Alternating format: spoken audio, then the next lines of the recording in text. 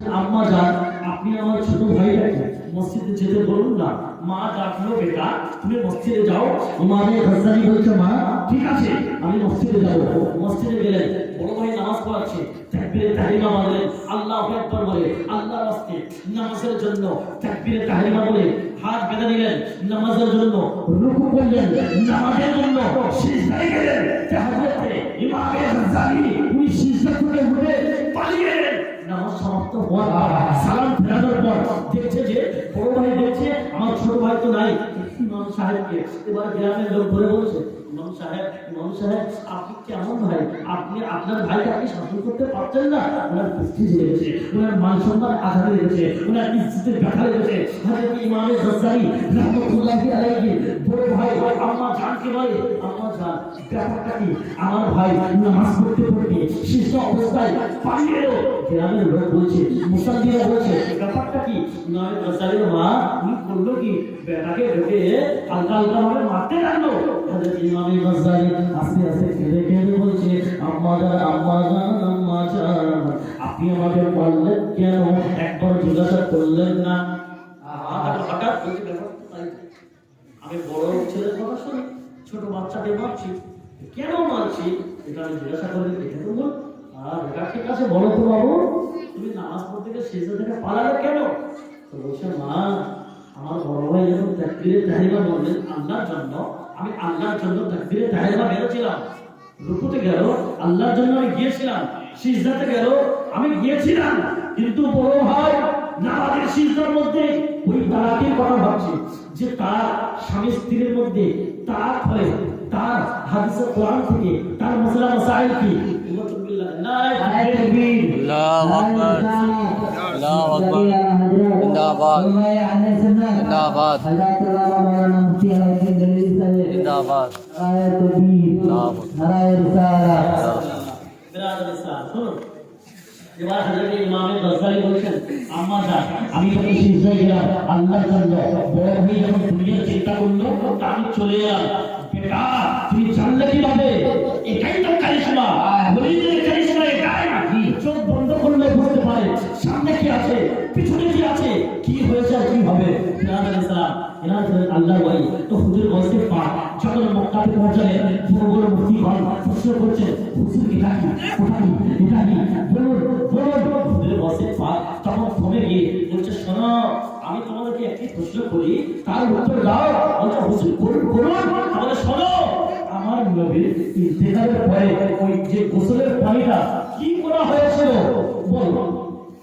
বাস এবার মুফতি মারা বলছে, আমি তো কোনো কিতাবে পড়িনি, ওরা আলোচনা করছে, আমি তো কোরআনও পড়িনি, হাদিসও নাই, ব্যাপারটা কি? তখন বলছে, হুজুর আমাদেরকে একটা দিন সময় দেবেন? হুজুর বসে পার বলছে, হ্যাঁ একটা দিন তোমাদেরকে সময় দেওয়া হলো, বলে এর উত্তর আমার কাছে নিয়ে এসে পাবে। বলছে ঠিক আছে। গেল বড় বড় মুফতি মায়েরা নিয়ে নিয়ে লাইব্রেরি খুলে কিতাব ঘেটে ঘেটে দেখছে, পাচ্ছে না, কোনো কিতাবে নাই, কোনো কিতাবে নাই, পাচ্ছে না। এমনই সময় গভীর রাতে ওই বড় আলিম কিতাব ঘাটতে ঘাটতে লাইব্রেরির মধ্যে ঘুমিয়ে পড়ে যায়। এমনই সময় ওই ঘুম অবস্থায় ওই বড় আলিম স্বপ্নটা দেখছে। শুনুন, আল্লাহ রাসূল সাল্লাল্লাহু আলাইহি ওয়াসাল্লামকে স্বপ্নটা দেখছে। এত জোরে জোরে পড়ুন, আল্লাহুম্মা সাল্লি আলা সাইয়্যিদিনা মাওলানা মুহাম্মদ ওয়া আলা আলি সাইয়্যিদিনা মাওলানা মুহাম্মদ সাল্লাল্লাহু আলা মুহাম্মাদিন সাল্লাল্লাহু আলা মুহাম্মদ সাল্লাল্লাহু আলা মুহাম্মাদিন সাল্লাল্লাহু আলা মুহাম্মদ ভগবান শ্রী গালো পাক নামে মুহাম্মদ হর ভগবান শ্রী গালো সাফিয়ানা মুহাম্মদ সাল্লাল্লাহু আলাইহি ওয়াসাল্লাম। বিরাদর ইসলাম, শুনুন, হুজুর বলতে পার প্রশ্ন করলেন কি? আমার নবীর ইন্তেকালের পরে যে গোসল দেওয়া হয়েছিল ওই পানিটা কি করা হয়েছিল? ওই মুফতি গণেরা রাতে কিতাব ঘাটতে ঘাটতে পড়তে পড়তে ঘুমিয়ে পড়লেন। রাতের স্বপ্নের মধ্যে রাসূলুল্লাহ দেখতে পেলেন। রাসূলকে এবার জিজ্ঞাসা করছেন ওই মুফতি, বলছে ইয়া রাসূলুল্লাহ, ইয়া হাবিবাল্লাহ, হুজুর আপনার ইন্তেকালের পরে যে গোসল দেওয়া হয়েছিল সে পানিটা কি করা হয়েছিল? তো আল্লাহ রাসূল সাল্লাল্লাহু আলাইহি ওয়াসাল্লাম বলছেন, শোনো, এর উত্তর আমি দিব না, আমার ডান দিকে যিনি আছেন উনি দিবে।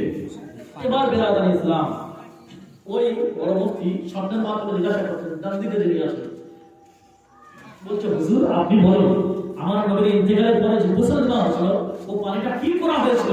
তো বেরাদার ইসলাম উনি বলছেন, ওনার চেহারার দিকে তাকিয়েছে, চেহারা দেখতে পাচ্ছে না, যেন মনে হয় নূরে ভরা এবং ধোঁয়া হয়ে আছে, দেখতে পাওয়া যাচ্ছে না।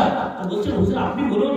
তো বলছে শোনো, আমার নবীর ইন্তেকালের পরে যে গোসল দেওয়া হয়েছিল ওই পানিটা আল্লাহর কুদরতের ফায়সালার দ্বারা আল্লাহ তাবারক ওয়া তাআলা আসমানে উঠিয়ে দিয়েছিলেন এবং ওই পানিটা জমিনের দিকে নিক্ষেপ করেছেন।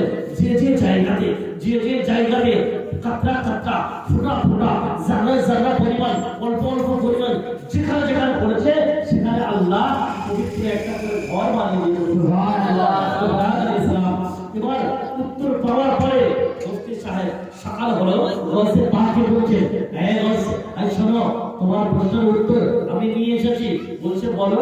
বলছে প্রশ্নের উত্তর বলে দিলেন, আল্লাহ তাবারক ওয়া তাআলা আপনার আল্লাহ রাসূলের গোসল দেওয়ার পানিটা দুনিয়া থেকে তুলে নিয়ে আসমানে তুলে নিয়ে আল্লাহ তাবারক ওয়া তাআলা উপর থেকে ছিড়িয়ে দিয়েছিলেন জমিনের যে জায়গাটা পড়েছে সে জায়গাতে আল্লাহ তাবারক ওয়া তাআলা একটা করে পবিত্র ঘর বানিয়ে দিয়েছেন। তো বেরাদার ইসলাম তো হুজুর গসে পাক বলছেন, শোনো, এই প্রশ্নের উত্তর তুমি কোন কিতাবে পেয়েছো? বলছে না।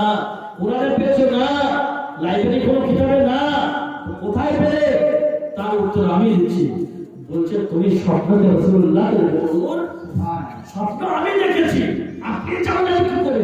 বলছে হ্যাঁ, তুমি রাসূলকে প্রশ্ন করেছো, রাসূলের উত্তর দেয়নি, যে ডান দিকে ছিল তিনি এর উত্তর দিয়েছে।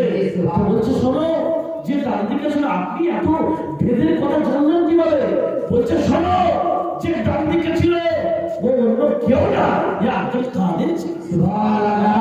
তাকবীর, নারে রিসালাত, মাসলাকি আলা হযরত, জিন্দাবাদ, জিন্দাবাদ। নাই সরে নারে তাকবীর, আল্লাহু নারে রিসালাত। আমি বক্তব্য বেশি বাড়াবো না, এই বলে